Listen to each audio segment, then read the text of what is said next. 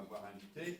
Pour prolonger ce qui vient d'être dit, moi je vis comme un compagnon de route du SNUIPP. J'ai plein de points communs avec vous, à la fois parce que nous partageons la même vision d'une école égalitaire et émancipatrice, et parce que nous militons ensemble tant sur la question du métier que sur la question de la pédagogie. Nous avons ensemble un même rapport entre la pratique et la recherche, et nous voyons ensemble aussi comment il est indispensable aujourd'hui de se mobiliser pour notre école. Voilà. Alors, je vais vous proposer de travailler ce matin. Ne vous inquiétez pas, je ne vais pas vous faire une conférence de 3 heures. Et nous passerons un peu de temps à échanger entre nous. Alors, je vous propose, c'est pas facile de démarrer à 9 heures comme ça, avec une configuration de la salle comme celle-là, etc. Mais on va quand même y arriver. Je vous propose, et ça a été un choix avec les organisateurs, une thématique qui est un peu provocatrice. Enseigner un métier en voie de disparition. En voie de disparition, pourquoi ? On va essayer de le voir. On va faire un peu de science-fiction. Mais on va aussi se demander si on peut reprendre la main sur ce métier et œuvrer ensemble pour une école authentiquement démocratique, c'est-à-dire pour et émancipatrice. Alors, en introduction, un avant-propos plus exactement, je vais reprendre quelques idées que nous avons développées ensemble dans l'université d'automne du SNUIPP il y a quelques jours encore. Alors peut-être certains d'entre vous y étaient. Est-ce qu'il y avait parmi vous des participants à l'université d'automne? Peut-être certains d'entre vous ont regardé via Internet certaines des séances de cette université. Elle était consacrée précisément à cette question des fondamentaux. Si vous regardez le café pédagogique de ce matin, vous verrez que j'y donne une longue interview. J'essaye de décrire un petit peu ce qui s'est passé dans cette université d'automne, et puis il y aura d'autres témoignages sur cette université d'automne. C'est important à la fois de regarder ce qui s'y passe. Je pense que Fenêtre sur Cour va publier bientôt un numéro spécial, comme chaque année. Puis c'est important aussi de soutenir le café pédagogique, qui est un des rares médias indépendants aujourd'hui sur l'école, qui publie tous les jours des tas d'articles, et qui est aujourd'hui en très grande difficulté technique et financière, et qu'il faut contribuer à maintenir en vie. Alors, on va faire un petit retour sur cette université d'automne, au cours de laquelle on s'est interrogé sur cette question des fondamentaux. Et lors de la conclusion de cette université d'automne, j'ai rappelé aux collègues qui étaient là, qu'est-ce que c'était que les fondamentaux si on remonte à ceux dont on se réclame quand on parle des fondamentaux, c'est-à-dire les fondateurs de l'école républicaine. Et là, si on remonte à cette époque, à Jules Ferry, à Ferdinand Buisson, eh bien, on va trouver une conception des fondamentaux qui n'a absolument rien à voir avec ceux qui nous est présenté comme étant les fondamentaux aujourd'hui. Absolument pas. Je ne sais pas si vous arrivez à lire du fond, c'est peut-être un peu compliqué et difficile, vous n'y arrivez pas, donc je vais lire. Ferdinand Buisson, dictionnaire de pédagogie et d'instruction publique. C'est un très beau livre et d'une actualité absolument magnifique. Si vous avez l'occasion, lisez les extraits de ce dictionnaire que nous avons republié dans la collection bouquins. Vous trouverez dans ce dictionnaire infiniment plus de raisons de vous mobiliser sur votre métier qu'il y en a dans toutes les circulaires et les petits livres, qu'ils soient rouge, orange, vert ou violet, que nous a envoyé le précédent ministre. Alors voici ce que dit Ferdinand Buisson dans ce dictionnaire. L'instruction primaire, telle que l'a définie la loi du 28 mars 1882, n'est plus cet enseignement rudimentaire de la lecture, de l'écriture et du calcul que la charité des classes privilégiées offrait aux classes déshéritées. C'est une instruction nationale embrassant l'ensemble des connaissances humaines. L'éducation tout entière, physique, morale et intellectuelle, c'est le fondement sur lequel désormais repose l'édifice tout entier de la culture humaine. Nous ne sommes aujourd'hui qu'au début et bien des obstacles se dressent encore devant l'œuvre commencée, mais la démocratie moderne a pris conscience d'elle-même et c'est que c'est la condition de son avenir. Oui. étrangement, le texte est coupé par le rétroprojecteur, mais bon. On est là devant une conception qui n'a rien à voir avec ce qu'on nous dit aujourd'hui. La lecture, l'écriture et le calcul étaient enseignés bien avant l'école de Jules Ferry.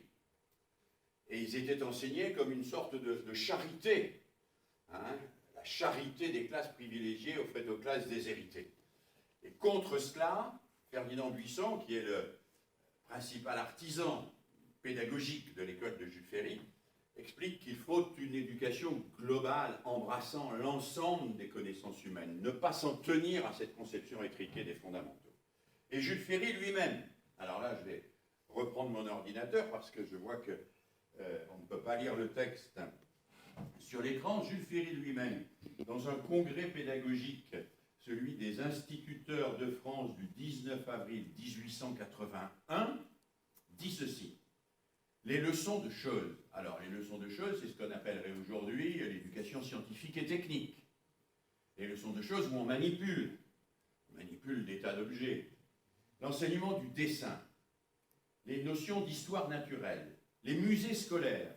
Alors, je ne sais pas si vous vous souvenez ce que c'était que les musées scolaires. Les musées scolaires, c'était dans les petites classes, souvent une simple armoire dans laquelle on disposait des objets qui servaient à l'éducation scientifique, mais on disposait aussi un certain nombre d'éléments de l'environnement. Par exemple, les roches, il y avait un herbier, il y avait toute une série de choses qui étaient l'objet d'enquêtes que faisaient les élèves. Et puis dans les grandes écoles, ça a plusieurs classes, les musées scolaires, c'était presque une pièce à part, une pièce où les élèves disposaient tous leurs chefs-d'œuvre, où on présentait les cahiers, les beaux dessins, mais aussi les enquêtes effectuées sur l'artisanat local, etc. Et les musées scolaires étaient une interface entre l'école et les parents. Les parents avaient accès aux musées scolaires, et donc ils avaient accès à ce que les élèves à la fois manipulaient dans la classe, et à ce que les élèves produisaient dans la classe. Et Jules Ferry tenait beaucoup à ce que ces musées scolaires fassent fonction d'interface entre l'école et les familles, pour que les familles à la fois, disait-il, n'entrent pas de manière intrusive dans l'école, mais connaissent néanmoins ce qui se passe dans l'école à travers ces musées scolaires. C'est assez chouette comme idée d'ailleurs, cette idée de musée scolaire, et peut-être que ceux et celles qui veulent revenir aux fondamentaux pourraient revenir et nous donner les moyens de faire quelques musées scolaires dans nos écoles. Ce serait quelque chose d'assez chouette. Donc les leçons de choses, l'enseignement du dessin, les notions d'histoire naturelle, les musées scolaires, la gymnastique, on ne parlait pas encore de PS, les promenades scolaires qui non seulement ne nécessitaient pas une autorisation, mais qui étaient proposées et dont Jules Ferry disait qu'il en fallait au moins 2 par semaine. Au moins 2 par semaine. 2 sorties scolaires par semaine. Disait à l'époque le ministre, et qui était à l'initiative, bien sûr, de l'enseignant quand il le souhaitait. Le travail manuel de l'atelier placé à côté de l'école. Ça, on l'oublie. À l'époque de Jules Ferry, à peu près toutes les écoles avaient un petit atelier. Un petit atelier où les parents et les artisans locaux pouvaient venir travailler. Alors, on réparait les chaises, les tables, les armoires. Et les élèves avaient aussi la possibilité de pratiquer un travail manuel.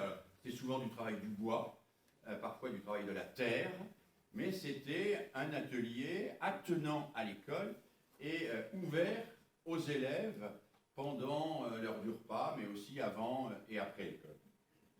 Donc l'atelier placé à côté de l'école. Le chant, alors ça aurait fait plaisir à Jean-Michel Blanquer, bien sûr, la musique chorale. Et Jules Ferry ajoute: pourquoi tous ces accessoires? Parce qu'ils sont à nos yeux la chose principale, dit Jules Ferry. Parce que ces accessoires feront de l'école primaire une école d'éducation libérale. Alors entendez pas du tout libérale au sens contemporain du terme. Libéral, au XIXe siècle, ça veut dire une éducation à la liberté. Telle est la grande distinction, la grande ligne de séparation entre l'ancien régime, le régime traditionnel, et l'école de la République.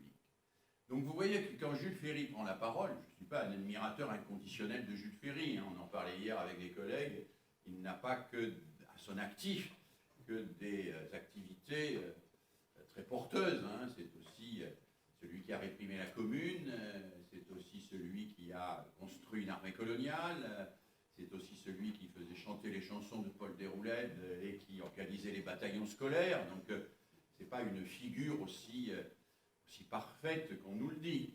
Bon. À sa décharge, c'était l'époque où on voulait récupérer l'Alsace et la Lorraine, donc il fallait mettre le paquet pour ça, mais bon. Cela dit, en pédagogie, Jules Ferry n'est pas la personne que l'on nous dépeint.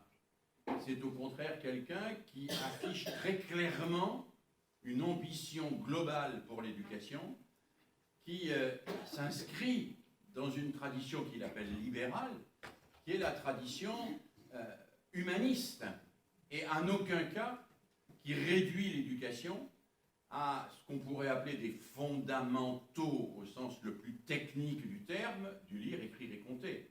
Il croit même et il affiche même devant les instituteurs cette idée très simple, très claire, que ce qui définit l'école de la République, c'est qu'elle ne s'en tient pas aux fondamentaux traditionnels.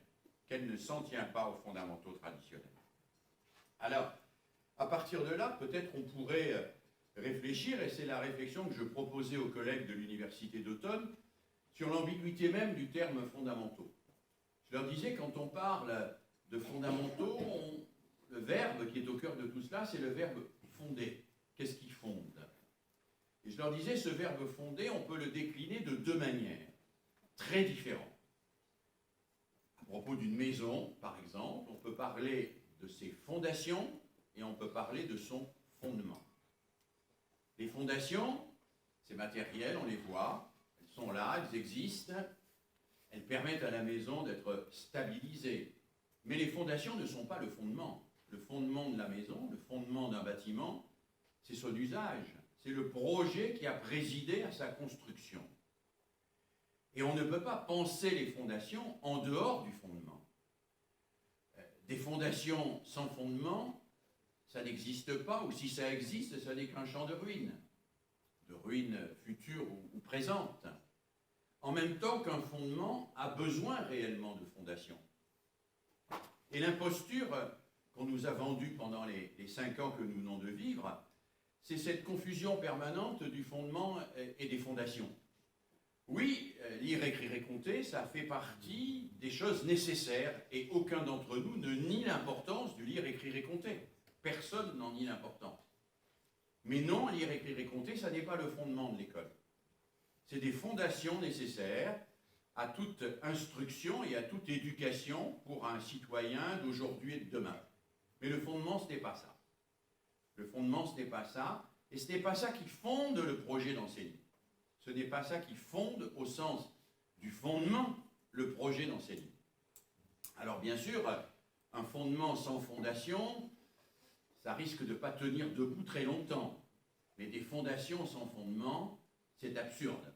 Or, on nous a vendu des fondations sans fondement, c'est-à-dire une sorte de technologie de l'apprentissage, de technologie éducative, de raison technicienne, comme disait Michel de Certeau, qui n'était référé à aucun projet, en tout cas explicitement, implicitement bien sûr que si, d'homme et de société. Alors si on veut regarder de plus près, je n'ai pas fait ce travail-là avec les collègues de l'UDA, nous n'en avons pas eu le temps, mais si on veut regarder de plus près ce qui relève des fondements du métier d'enseignant, dans les travaux de Ferdinand Buisson, par exemple dans ce magnifique dictionnaire de pédagogie et d'instruction primaire, eh bien, on pourrait les identifier autour de 4 grandes thématiques.